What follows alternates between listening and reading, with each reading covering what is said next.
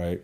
So they asked me so many questions about fitness, about everything, you know what I'm saying? Life. And these are older people, 50 years old, you know what I'm saying?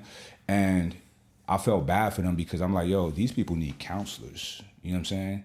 They need somebody in there. And what I think would be an effective strategy to help people in prisons is to have other people that's not prisoners living amongst prisoners, you know what I'm saying? That look like them, talk like them, but they're not them, and they can kind of give them guidance and wisdom. Because I talked a lot of people out of a lot of silly shit, and it was very low-level intellect, you know what I'm saying? But they don't even think like that, you know what I'm saying?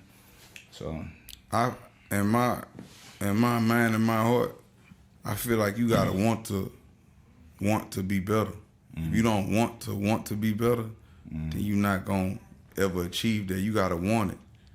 And the reason I don't go around preaching to people, because I'm gonna preach to you with my actions. What I utter with my mouth, my actions must prove. And the greatest teachers teach without speaking. And that's just always been my philosophy, because I'm still learning. And one of my biggest lessons is I'm learning to love the stranger that was once myself. Like my mind don't even think prison, because I've mastered that. Any facility I go to, I'm gonna be in a leadership position, because I know how to do that. That's not nothing. That's child's play to me. The hardest thing is can you come out here from nothing and be greater than what you was before, legitimately. Like legitimately, can you legitimately be the greatest version of yourself? And it's so easy to revert back to old habits. yeah.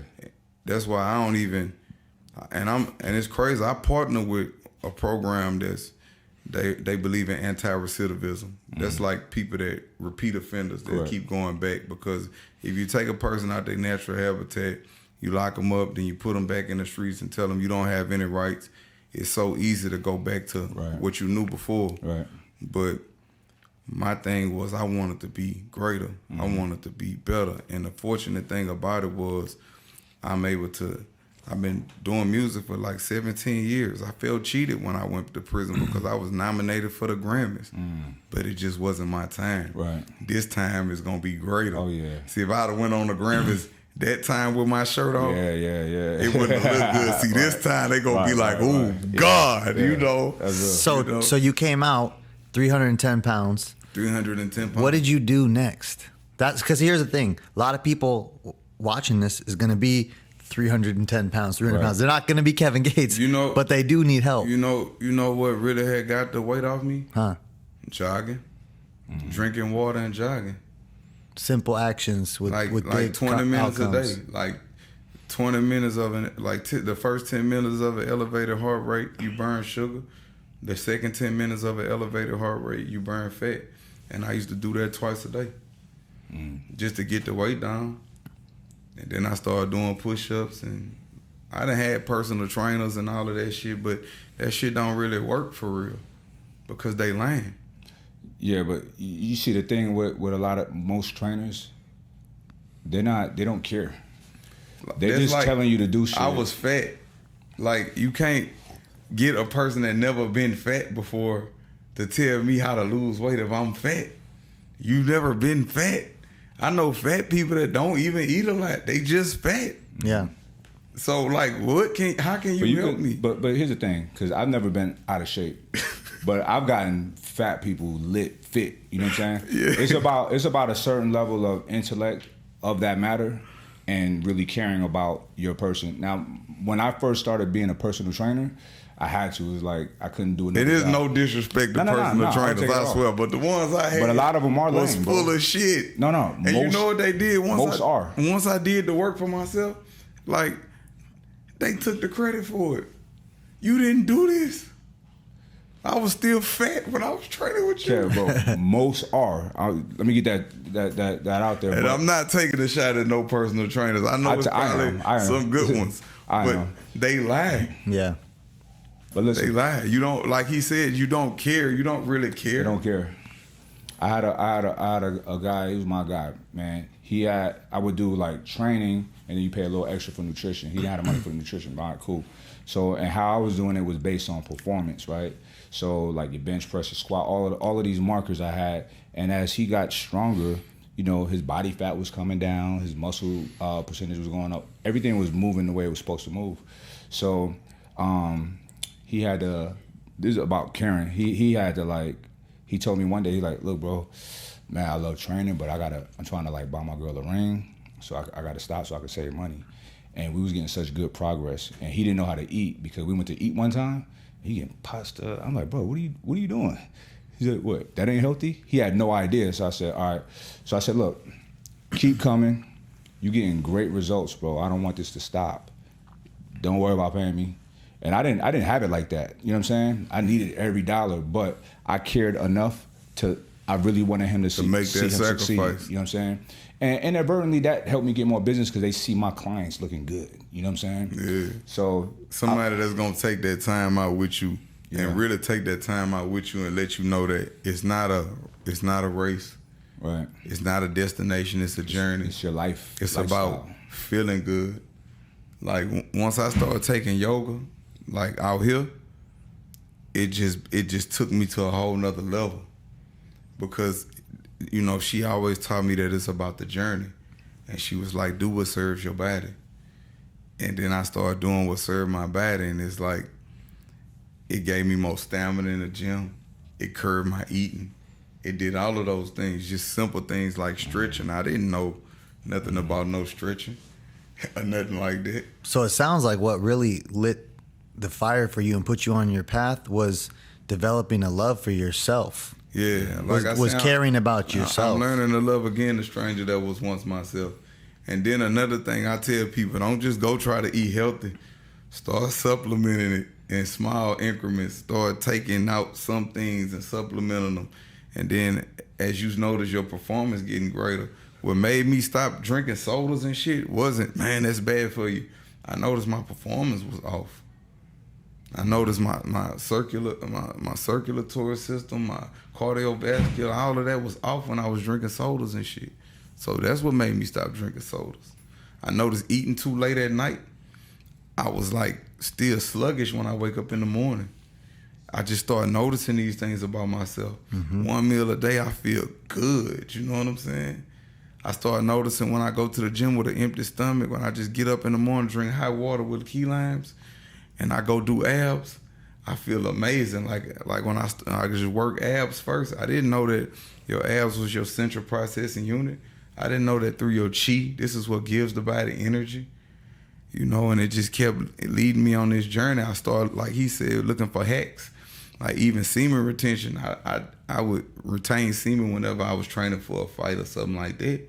But then when I started just making semen retention a lifestyle, it turned me into something different. Like, different. What did you feel like was what you gained from that? Because I have a different perspective on it. I can move things. Mm-hmm. I can move things without any physicality. Mm-hmm. I could just move things. Mm-hmm. It's my life force. Mm-hmm. And I don't want to say too much, but I could do things mere mortals can't do.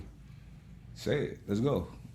I could just do things they can't do. Okay. I spoke about one thing on a podcast when I was talking about how this lady, her car was stopped, and I started her battery with just my hands, just my touch. Started the car battery. That happened. I done did that more than once. Recharge batteries. Listen, I would never. Now I'm the type of person to keep it 100. I need to see it. I need to see proof. Yeah, well, I'm a skeptic. Everything. I'm a skeptic. But I would never say that something can't happen, especially something like that. That's feasible because we're operating with so much electricity in our body anyway. You know what I mean? People don't realize this, bro. I'm so blown away by, like, you know, we got these lights plugged in the wall, right? These microphones, all this technology. But we're technology. We're not connected. We're not plugged into anything. You know what I'm saying? I'm really blown away. I always talk about this, how a man and a woman can come together and some fluids and chemistry from the man and the woman can combine, and then a life comes out of it. That's God. A life. Like the holy divine feminine energy and the masculine energy together is God. Mm-hmm. That's why I don't do that feminist movement and that alpha male shit, that's bullshit. Because when you really are alpha, you ain't got to proclaim that to the world. Yeah. You just a man that been hurt or been scarred by a woman. So you have a disdain for women, so you exercise your toxic masculinity by her. You're gonna live by my way or no way. That's toxic. That's weird. Then you got the feminist movement that all men are dogs and they not. That's just, it don't work like that. It's about balance. Right. That holy divine feminine energy and the sacred masculine energy together is God. And when you practice semen retention, it make you so sacred to where when you look at a woman, you're not looking at her from a standpoint of lust. You looking at her from a standpoint of sacredcy because you protecting your energy. Right. So it's not, you're not giving off creep energy. You're not giving off creep vibes. Yeah. She's not an object of masturbation to you. You know what I'm saying? So what could you give me that's intangible? What's in your attic? What kind of wealth that could you give me that could feed my soul? Right. Because pussy is very prevalent in my life. I can have any woman I want. Listen, bro. You preach it to the choir, bro. That's what I'm saying. I look at women, and I was having a conversation with someone that I love yesterday, and I was saying, like, sometimes, man, I was like, what's wrong with y'all? You are the vessel to life. Every great man came through the womb of a woman. Yeah. But us, we was taught that God was just a man, King Dingaling, sitting on the throne. But I've entered, I can't believe, I'd have said this once before, but I've entered the celestial courts through fasting. I ain't talking about no out-of-body experience, no astral projection. I ain't trying to be too spiritual, but I entered the celestial court and I saw the throne of God. It was a man and a woman. I was there. I was invited there. It was the holy divine feminine energy and the sacred masculine energy. Together as one, they govern the universe. Mother Earth, Father Sky. Did they communicate with you? They speak in a language that cannot be detected by ears. It can only be comprehended through the heart chakra. So listen, I experienced one time, I entered a space in which I was in the presence of a friend of mine's father who had passed away. He was in perfect physical form, whatever his prime age was. And he gave a message to me for his son, my friend. He didn't say anything. And I don't know how I received that message. I don't know how he gave it to me, right? And I'm sure of that. And I called my guy immediately, right? And he was tripping out. Did I tell you about that? He was tripping out. You know what I'm saying? That day was one of the best days of my life and very transformative. I dealt with other things that day too, like with my son, with my friend out there, T, and also just professing my love and my care for people close to me, and also dealing with my demons that day. It was like an 18-hour intense therapy session, I guess. And but I entered a space as well. I don't really talk about it, except for a couple people that I'm close to, because people, it just kind of came out. They don't get it. They don't. I didn't want to say anything about it. Nah, it's fine, bro. It's because these are things that are typically written off. And I'm the type of person, since I am a skeptic, I used to write everything off, but now I don't. I entertain a lot because I don't know everything. I don't know shit. I'm a baby. You know what I'm saying?